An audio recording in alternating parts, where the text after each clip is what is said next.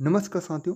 अगर आप भी सीईटी एग्ज़ाम 2024 की तैयारी कर रहे हैं तो आप सभी स्टूडेंट को पता है कि चाहे आपका सीईटी 12th लेवल का हो या फिर आपका जो ग्रेजुएशन लेवल का हो, दोनों में ही आपका क्या आता है, राजस्थान जीके है वो आता है। क्या आता है? राजस्थान जीके आता है। और राजस्थान जीके का बहुत ही महत्वपूर्ण है, वो इम्पोर्टेंट रोल है वो रहता है इस सीईटी एग्ज़ाम में। ठीक है। और सीईटी एग्ज़ाम में एक बात मैं आपको जो सीक्रेट बात है वो बता देता हूँ कि इसमें ना प्रीवियस ईयर क्वेश्चन है वो बहुत ही ज़्यादा आते हैं। प्रीवियस ईयर क्वेश्चन कौन से क्वेश्चन? सीईटी का तो अभी तो एक ही बार एग्ज़ाम हुआ, इसमें हम प्रीवियस ईयर क्वेश्चन पढ़ेंगे क्या वही वापस आएंगे? ऐसा भी नहीं है। प्रीवियस ईयर क्वेश्चन मतलब जो क्वेश्चन अभी राजस्थान में जितने भी एग्ज़ाम हो चुके हैं उनमें क्या है, पूछे जा चुके हैं वो ही क्वेश्चन है वापस हैं सीईटी एग्ज़ाम में पूछे जा रहे हैं। जी हाँ स्टूडेंट, जो एग्ज़ाम अभी राजस्थान में हुए हैं, है ना, उनमें जो क्वेश्चन पूछे जा चुके हैं वो ही क्वेश्चन वापस है ना सीईटी में पूछे जा रहे हैं। और ये क्वेश्चन है, ऐसे क्वेश्चन मैं आपके लिए लेकर आ चुका हूँ।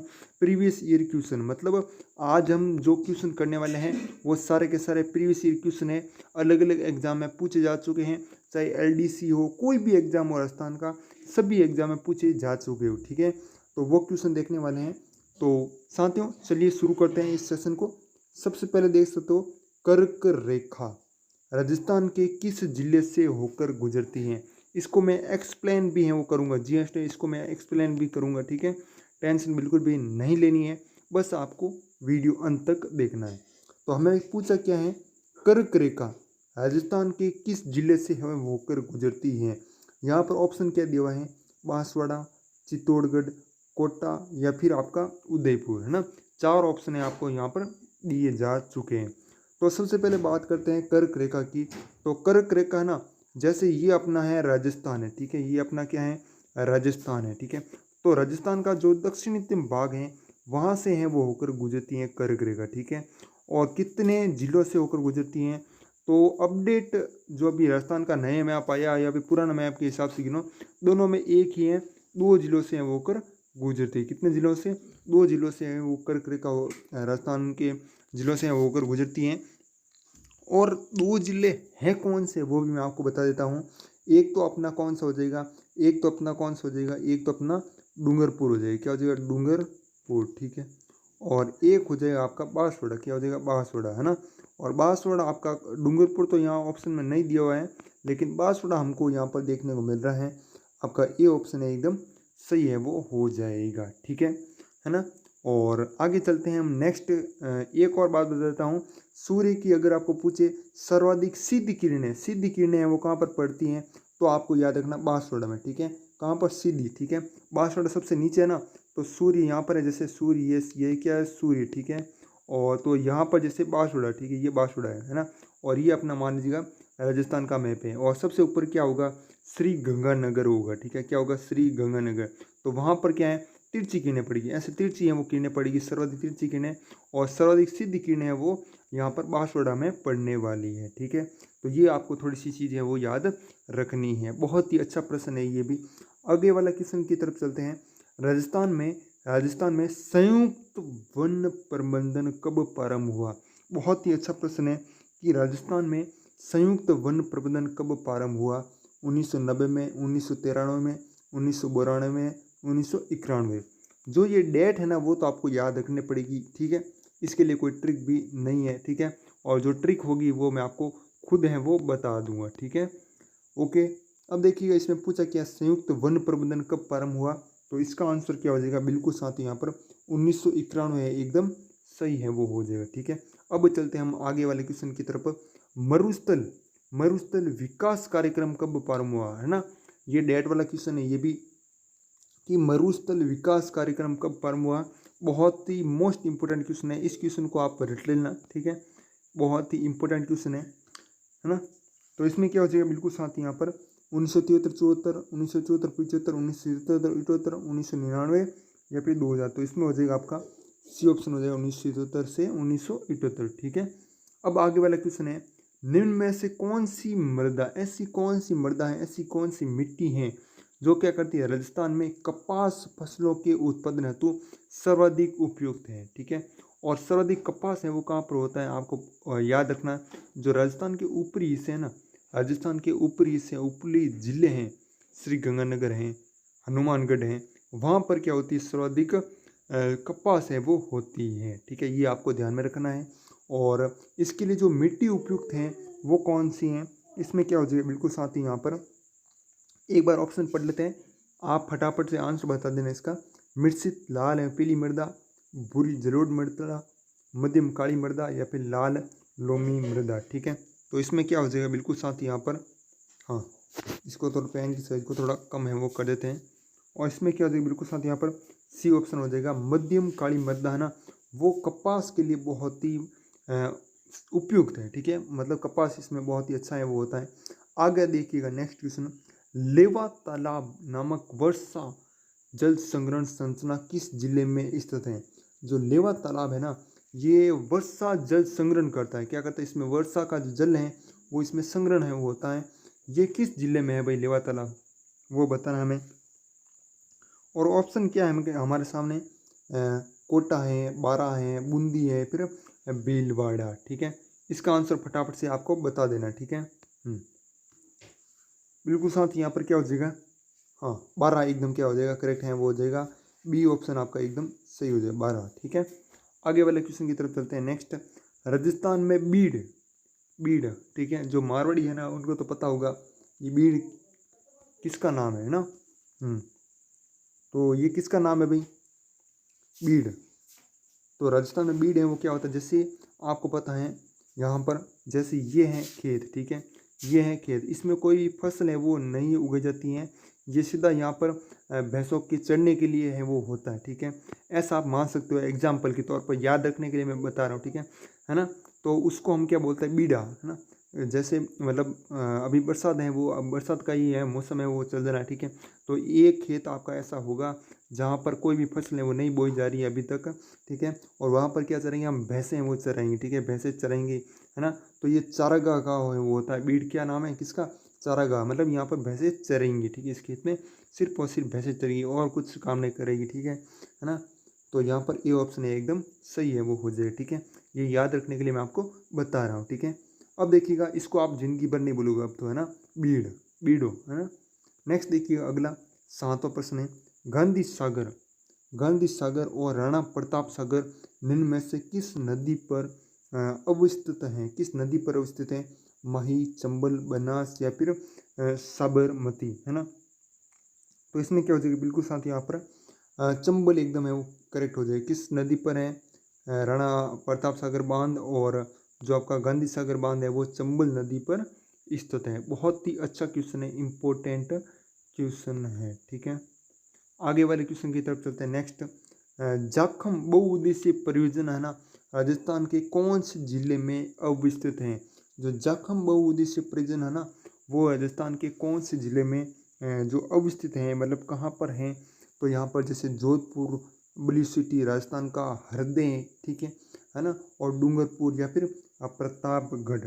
ठीक है, बिल्कुल साथ यहाँ पर प्रतापगढ़ है एकदम सही हो जाएगा, क्या हो जाएगा, प्रतापगढ़। प्रतापगढ़ कौन सा ऑप्शन है आपका, डी ऑप्शन में है, तो डी ऑप्शन एकदम सही है वो हो जाएगा। ये क्या है, जाखम बहुउद्देशीय परियोजना राजस्थान के इन जिले में है। ठीक है, आगे वाले देखिएगा, निम्नलिखित में से कौन सा वन क्षेत्र उड़न गिलहरी के लिए प्रसिद्ध है, उड़न गिलहरी के लिए प्रसिद्ध है। ठीक है, हाँ माउंट आबू है ना, ये क्या है, ठंडा स्थान है अपना। अगर आपको पूछ ले कि राजस्थान का ठंडा स्थान कौन सा है, तो ये याद रखना आपको माउंट आबू, राजस्थान का बरखोया सक है ना, ये आपको थोड़ा याद रखना, माउंट आबू जो कि सिरोही में है। ठीक है, और पूछा है उड़न गिलहरी के लिए प्रसिद्ध है वो, तो माउंट आबू, ताल छप्पर, ये केड़ा देवी, या फिर सीता माता। ठीक है, एक केड़ा देवी मंदिर भी है। ठीक है, और एक अभ्यारण्य है जो कि वो भी है, वन क्षेत्र है ना।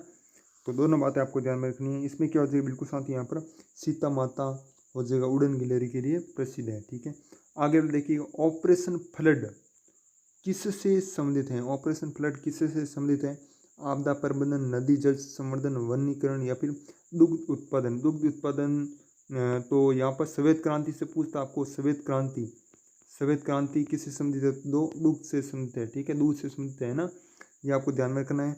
और यहाँ पर पूछा है ऑपरेशन फ्लड, तो इसमें क्या हो जाएगा बिल्कुल साथ यहाँ पर ऑपरेशन फ्लड है वो भी आपका क्या हो जाएगा, डी ऑप्शन है वो हो जाएगा, दुग्ध उत्पादन से संबंधित है, ठीक है। आगे वाला देखिएगा नेक्स्ट क्वेश्चन आपका अगला, रोजा भाकर सीकर राजस्थान के निम्नलिखित में से किस जिले में स्थित है? रोजा भाकर है ना, सीकर है एक प्रकार का, ये राजस्थान के किस जिले में स्थित है, ठीक है।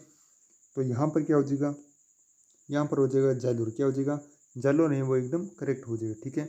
अगले वाला क्वेश्चन देखिएगा, निम्न में से कौन सी बहुउद्देशीय परियोजना राजस्थान, एक तो राजस्थान, ठीक है, और एक गुजरात और एक एमपी, ठीक है, तीनों की क्या है, संयुक्त उपक्रम है, ठीक है, मतलब तीनों की संयुक्त है वो परियोजना है ना। बहुउद्देशीय मतलब जिसमें बहुत सारे राज्य हो या फिर बहुत सारे उद्देश्य हैं वो हो, ठीक है। तो यहाँ पर क्या हो जाएगा, माई बजाज सागर, चंबल नदी परियोजना, नर्मदा नदी परियोजना या फिर इंदिरा गांधी नहर, ठीक है। तो इसमें क्या हो जाएगा बिल्कुल साथियों, यहाँ पर हो जाएगा सी ऑप्शन हो जाएगा, नर्मदा नदी परियोजना, ठीक है। आगे वाले क्वेश्चन देखिएगा, नेक्स्ट क्वेश्चन आपका, राजस्थान की निम्नलिखित जिलों में से कौन सी झील राष्ट्रीय झील संरक्षण कार्यक्रम NLCP के अंतर्गत नहीं आती है? 3 झीलें तो ऐसी है जो कि आती हैं, मतलब राष्ट्रीय झील संरक्षण कार्यक्रम के अंतर्गत आती है, लेकिन एक झील ऐसी है जो कि बिल्कुल नहीं आती है, ठीक है। इस शब्द पर आपको ध्यान है वो देना है, ठीक है। तो इसमें क्या हो जाएगा, मानस सागर, आना सागर, पुष्कर, बजाज सागर, ठीक है। तो आपका क्या हो जाएगा, बजाज सागर, ठीक है, ये आपका एकदम सही है वो हो जाएगा, ठीक है। आगे वाले क्वेश्चन है, निम्नलिखित बेसिन में कौन सा उत्खात भूमि स्थलाकृति के लिए प्रसिद्ध है, ठीक है, उत्खात भूमि स्थलाकृति के लिए प्रसिद्ध है, ठीक है। तो इसमें क्या हो जाएगा भाई साथियों, माही बेसिन, चंबल बेसिन या फिर लूणी बेसिन या फिर घग्गर बेसिन। तो इसमें क्या हो जाएगा बिल्कुल साथ, यहाँ पर चंबल बेसिन है वो एकदम सही हो जाएगा, है ना, बी ऑप्शन है आपका एकदम सही है वो हो जाएगा, क्या हो जाएगा, बी ऑप्शन हो जाएगा, ठीक है। अब हम चलते हैं आगे वाले क्वेश्चन की तरफ चलते हैं। नेक्स्ट, थार पारकर की एक नस्ल है, ठीक है। देखो थार से संबंधित अगर क्वेश्चन पूछे ना तो आपको ना ज़्यादातर ये चांस है कि बाड़मेर ही राइट होगा, क्या होगा, बाड़मेर। थार मऊ से पूछे तो भी हमको बाड़मेर है वो बताना है, ठीक है। पत्थर मार है वो भी अलग है, ठीक है, वैसे है ना, थार किसको मारा है ना, थार पर पत्थर मार, तो वो भी पत्थर मार होली वो भी बाड़मेर की प्रसिद्ध है, ठीक है। तो इसमें क्या हो जाएगा, थार पारकर की एक नस्ल है, कौन सी जगह, भेड़, गाय, ऊँट या फिर बकरी।